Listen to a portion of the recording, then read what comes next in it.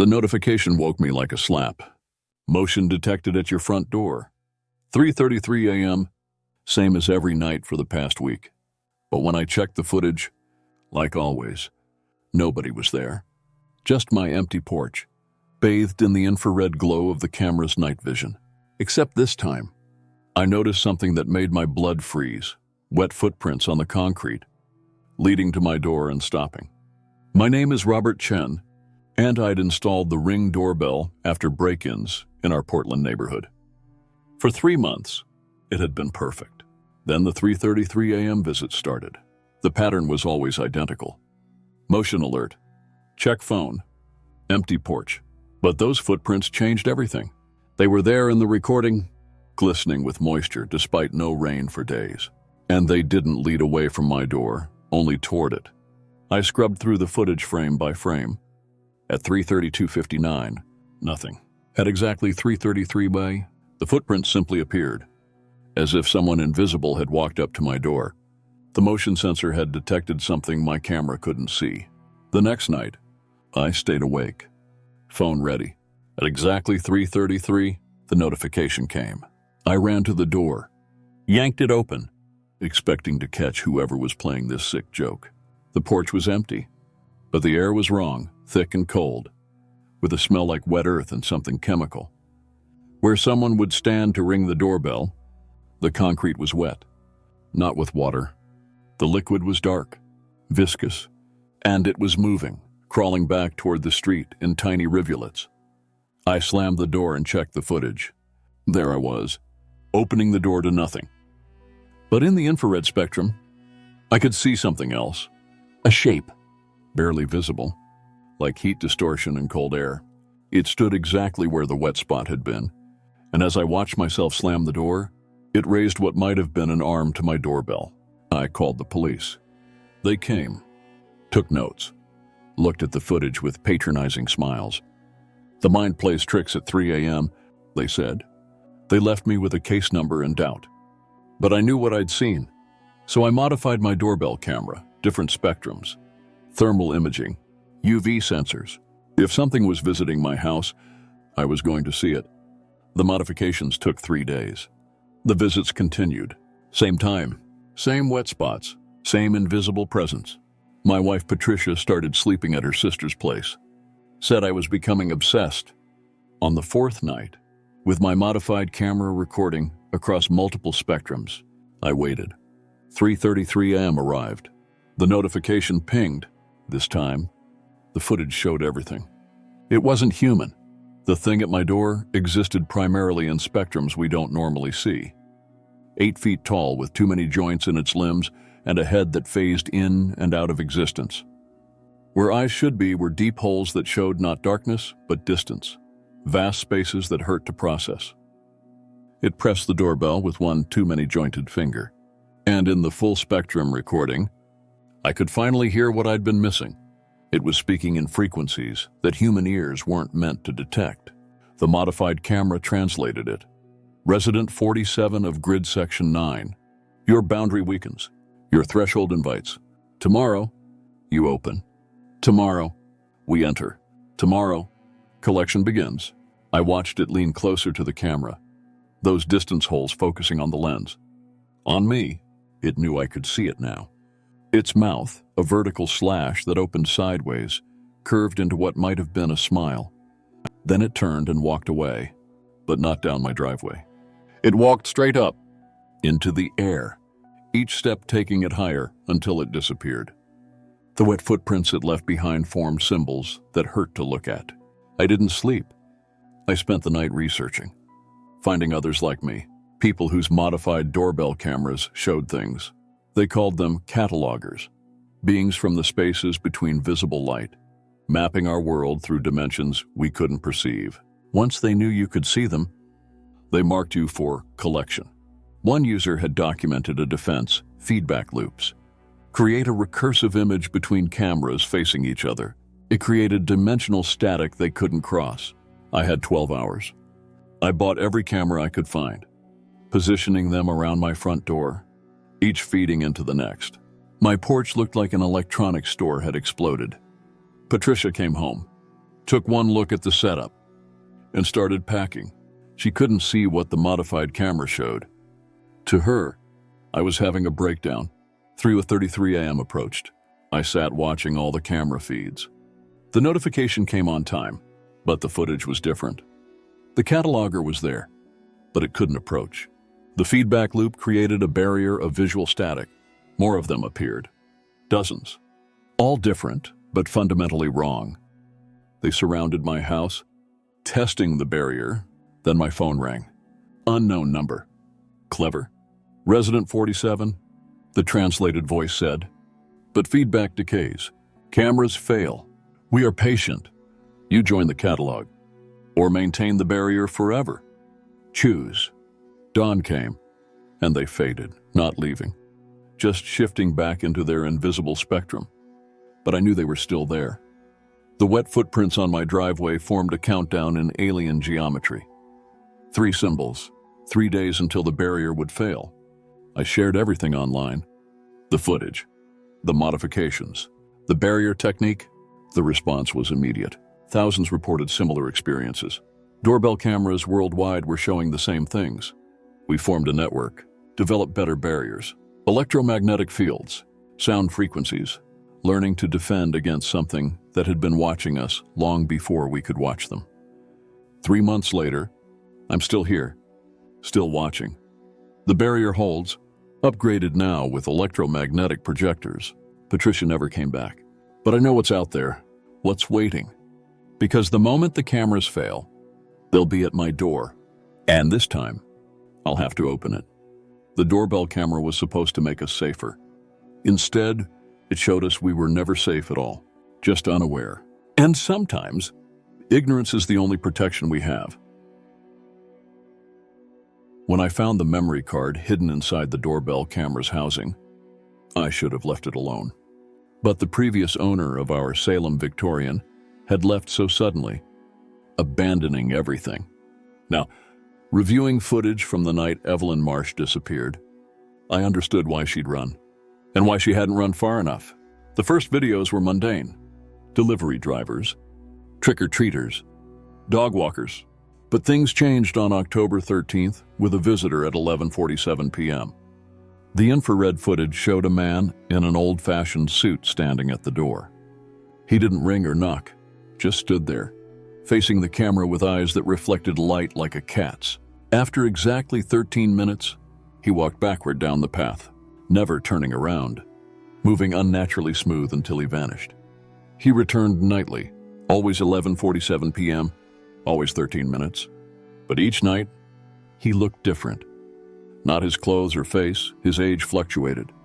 Sometimes elderly with liver spots, other times perhaps 30.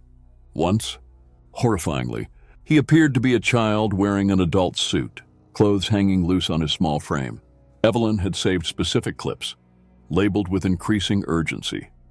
October 20th, he's getting closer. October 27th, look at his shadow. November 3rd, this isn't possible. I watched them in order, dread creeping up my spine. By October 20th, the man stood slightly closer, though he'd never been seen moving forward. By October 27th, his shadow fell in the opposite direction from the porch light and moved independently, gesturing while he stood still. The November 3rd video made me understand her panic. The man stood directly at the door, face filling the camera, but behind him was another version of himself at the original spot. And another behind that, an infinite line of the same man at different ages, all staring at the camera. Evelyn's voice crackled through the speaker. I know what you are. Thomas Whitmore, died 1962. This was your house, but you're not a ghost. You're something that learned to exist between moments. The line of figures smiled simultaneously. The closest pressed the doorbell. The sound wasn't a chime, it was a scream, compressed and distorted, like someone's final breath played backward. The next clip showed additional cameras Evelyn had installed. Thomas wasn't visible in any of them, but the doorbell rang constantly with those compressed screams. In each feed, handprints appeared on the inside of lenses, as if someone pressed against them from within the camera itself. Evelyn's shaky voice. He's inside the system. Not the house, the camera system. Living in the digital space. I'm going to disconnect. Static. The final video from November 6th showed Evelyn leaving at 3 a.m., carrying only keys. As she passed the doorbell camera, her movement stuttered, frames skipping. In the gaps, other versions of Evelyn moved in different directions. The last frame showed her looking directly at the camera, her eyes reflecting infrared light exactly like Thomas's. My phone buzzed. Motion detected. There on my porch stood Evelyn Marsh, pressing my doorbell repeatedly but producing no sound. She pointed off camera and stepped aside. Behind her, Thomas Whitmore stood with dozens of figures, all previous residents with the same reflective eyes. They stood in group photo formation with a space left empty, a space exactly my size. I did what Evelyn should have. Instead of running, I started deleting myself from the digital world. Every account, every photo, every trace. If they lived in digital spaces, traveled through camera networks, I would become invisible to them. But in every photo I deleted, my eyes had started reflecting light differently. In recent videos, my movement had subtle stutters. The infection was retroactive. They weren't just recruiting me, they were claiming I had always been one of them. My neighbor texted, "Hey Benji, saw you at the door but you didn't respond. Everything okay?" I hadn't been at the door. But checking my camera, there I was, standing with Thomas and Evelyn, eyes reflecting infrared, mouth moving in unison with theirs. The doorbell rang, not the electronic chime, but the physical bell that hadn't worked in years. The porch was empty, but wet footprints led from the street. The same dark substance from Evelyn's footage. A video message from my own number showed me in a room I didn't recognize, surrounded by antique photography equipment. Stop fighting it. "Benji," my own voice said, "we're preserving you. Every moment, every angle. Images aren't just representations, they're anchor points. Capture enough, and you exist independently of time.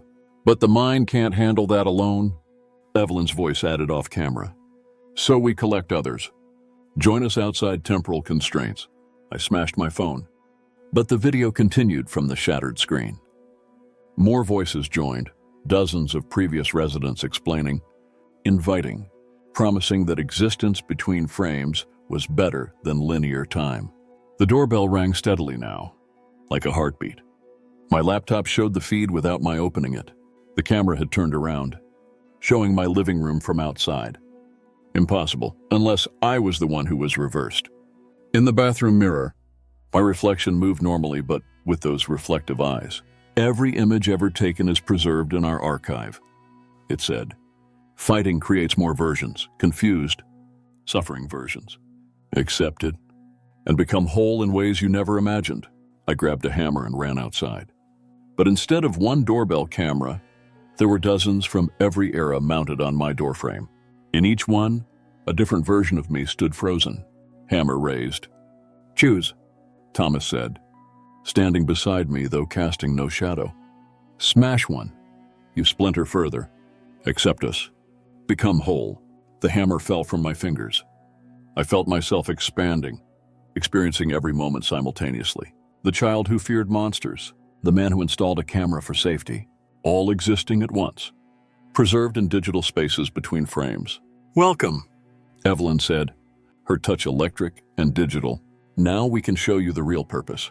We're not the invasion, we're the early warning system, watching for something far worse." I became aware of something vast approaching through the digital realm, something that made our strange existence seem normal by comparison.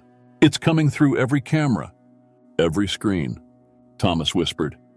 "We're watching, and now you help us watch." I took my place among them, eyes reflecting impossible light, existence scattered across 10,000 cameras. The doorbell had never been about security. It had been about recruitment, and now I was part of the surveillance network, watching for something that moved beyond the digital threshold, something already here, waiting for enough eyes to see it before it could fully manifest. The alert came at 2:47 a.m. Motion detected at your front door. But when Keiko Tanaka checked her phone, the figure on her doorbell camera wasn't at her house. It was standing at her neighbor's door across the street. The angle was impossible. Her doorbell faced her own porch, yet somehow showed a crystal-clear view of the Jeffersons' entrance. Keiko sat up, rubbing her eyes. The Nest app must be glitching. She force quit and reopened it, but the view remained, her camera showing a physically impossible angle. A figure in a dark coat stood at the Jeffersons' door, not knocking, just standing. Then the figure's head turned. Not the body, just the head, rotating 180 degrees to look directly at Keiko's camera. The face was blurred, pixelated, as if the camera couldn't process what it was seeing. But the eyes were clear. Too clear. They stared through the lens, through the app, directly at Keiko. The figure smiled through the pixelation and raised one finger to where its lips should be. Shh! The feed cut to black. When it returned, the camera showed its normal view. Keiko's porch, empty. She screenshot the app, but the image showed only her doorway. Whatever happened hadn't been recorded, or had been erased. At 6 a.m., exhausted, she walked across the street and rang the Jeffersons' bell. No answer. Car in the driveway, paper on the porch. She knocked harder. Nothing. Their doorbell camera lens was cracked in a strange pattern, shapes that looked almost like symbols. Or a map. She called police for a wellness check. They found the house empty. Not just unoccupied, empty. Furniture gone, carpets ripped up, even light fixtures removed, as if no one had lived there at all. But Keiko had been to their July barbecue, borrowed sugar last week. Police said the house had been vacant since 2019. No Jeffersons in their records. They suggested she was confused, stressed. But Keiko knew what she'd seen. She had photos from the barbecue, except when she looked. They showed only her family in an empty lot. That night, she stayed awake. At 2:47 a.m., the alert came again. This time, the impossible view showed the Chen's house 3 doors down. Same figure, same dark coat, same stillness. Again, that head turn, that pixelated face, that stare. She screen recorded everything, but playback showed only her own empty porch. Whatever was happening existed only in live feed, only in the moment of viewing. By morning, the Chens were gone, house empty, no record of them existing. Their daughter Liu had been in Keiko's son's class. Now the teacher claimed that desk had always been vacant. Night after night, it continued. The figure appeared at different houses, always at 2:47 a.m., always the impossible angle, always the stare, and always. By morning, those neighbors ceased to exist in any recorded form. Not dead, erased, retroactively removed from reality. Mr. Petrov from 2 blocks over stopped her one morning. "You see it too," he whispered. The visitor, the one who makes people never were. He showed her a notebook filled with names, addresses, dates, dozens of neighbors who had vanished from existence itself. All visited by the figure, all erased by morning. "It's spreading outward," Petrov explained, showing a hand-drawn map. "Started downtown, moving in expanding circles. Your street is the current edge." They formed a watching group. 7 people who remembered the erased. They tried to warn targeted houses, but who believes in retroactive extinction? On night 37, Keiko's doorbell showed her own house. She watched herself sleeping in her bedroom, an impossible view through walls. The figure stood at her bedside. Having never entered, it leaned down, and its pixelated features began to resolve. The face underneath wasn't human. It was an absence shaped like a person, a hole in reality wearing a dark coat. Where eyes should be, Keiko saw nothingness, the space between existing and never having existed. Her sleeping self stirred. The figure placed one impossible hand over her dream self's eyes. Watching through her phone, Keiko felt those fingers like ice on her own face, felt herself beginning to fade. She fought, clutching her phone like an anchor to reality. She wasn't just watching herself be erased, she was creating a record. A paradox. How could her camera show her being erased if she never existed to install it? The figure paused, its nothing face turning toward the camera. Clever, but incomplete. You watch yourself through your camera, But who watches you watching? The loop must close. Her phone buzzed. Another alert. It showed another view from a camera she didn't own. In it, she saw herself in bed watching her phone, and behind her stood another figure, identical but more real. Every watcher needs a watcher, both figures said.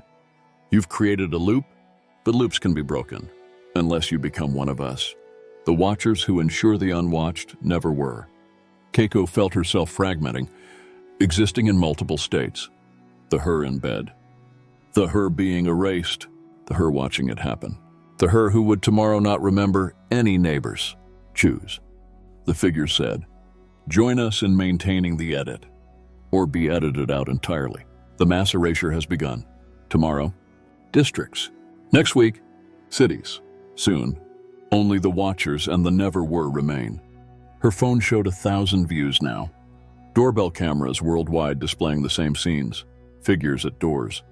People being erased. Reality being edited one existence at a time. She had 3 options. Join them. Be erased. Or, Keiko started streaming. Live to every platform, creating millions of watchers watching the watchers. An infinite recursion of observation that even the editors couldn't fully erase. If everyone watches everyone, she said, then no one can be edited. If everyone records everything, nothing can be made never was. The figures flickered, their system disrupted by mass observation, but they smiled. The internet can be edited too. Servers can never was. You delay, not prevent. Her stream began to pixelate. Comments disappeared as their writers ceased to exist. But new viewers joined faster than they could be erased. The world was waking up, checking their cameras, seeing impossible angles, remembering neighbors who were no longer there. The battle between existence and erasure had begun. Keiko stood at its center, streaming live, unsure if she was saving reality or documenting its final edit. Her doorbell chimed. Through impossible angles, she saw herself getting up to answer it, saw herself opening the door to nothing, saw herself step through into wherever the never-were went, but she hadn't moved. Had she? The streams showed different versions, different choices, different realities competing for truth. Somewhere between existing and never was, Keiko Tanaka continued to stream, and the world watched, unsure which version would win.